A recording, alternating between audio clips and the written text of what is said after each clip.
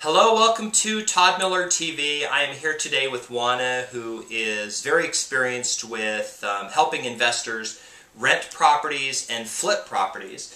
So, Oana, the first question is, we'll start with flipping properties because it seems to be very popular. Right. So give them 3 tips to make their experience flipping properties profitable. Okay, so the top 3 tips are number 1, which is the number 1 rule in real estate, is location, location, location. Okay. Okay. Pick a property that's in a good location. Look, choose a property that doesn't back up to a busy road, maybe is not near a smelly enterprise, or doesn't... Pig farm. Yes. Okay. Or backs up to a gas station or a shopping center or something that is not going to be desirable by most people. Okay, because that's on the flip end, you need to sell it to an end user. That's right. Okay. That's right. Okay, so the second tip is, when you're buying a property to flip, choose a property that just needs cosmetic repairs. Don't get into a property that needs a new roof or needs cosmetic repairs plus garage doors, appliances, cabinets, and other things. It tends to run into big money really, really fast. So look for a property that you can put paint, carpet, maybe some new light fixtures, and you're out of there. Okay, so minimize repairs. Right. Okay.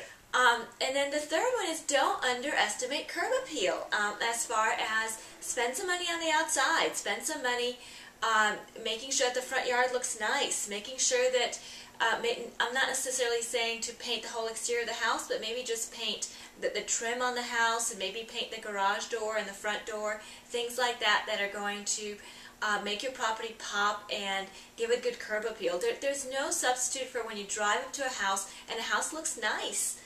People are going to get out of their car and go look at your house. If when I pull up to your house, the house looks like it's in disrepair, the inside may be beautiful, but I've already kind of set in my mind that, well, this home is not going to be that great.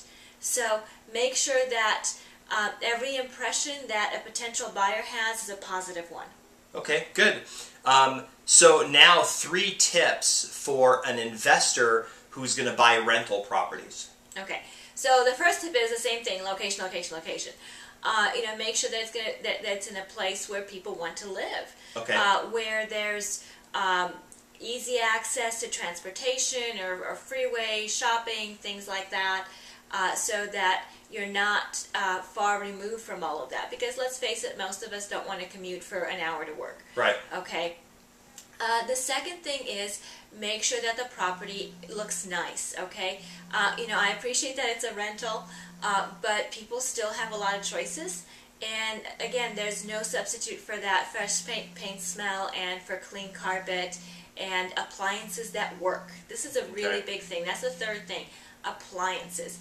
People love appliances. I joke that if a man walks into a house and the house has a refrigerator with an ice maker in the door, he's renting the house, because that's all he cares about. But you know what? There's a lot to be said for that. Right. Appliances are super important. People who rent property don't necessarily have their own appliances, so having a refrigerator there with an ice maker in the door, having a washer and dryer, those are big deals. And people expect that, to be honest with you. So that will make your property rent much faster than somebody who doesn't have that. What if you put appliances, washer, dryer, fridge in a house, and then a tenant shows up and says, well, I already have all that?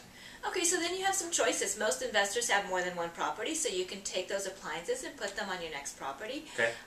Sometimes the tenants don't even mention it, and they go ahead and they choose the nicer of the appliances to use and put the other ones in the garage.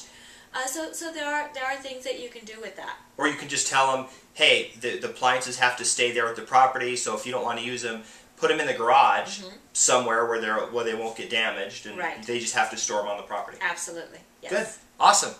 Well, thank you very much. You're welcome. Well, that's the update for today, and hope to see you on another video. Thanks.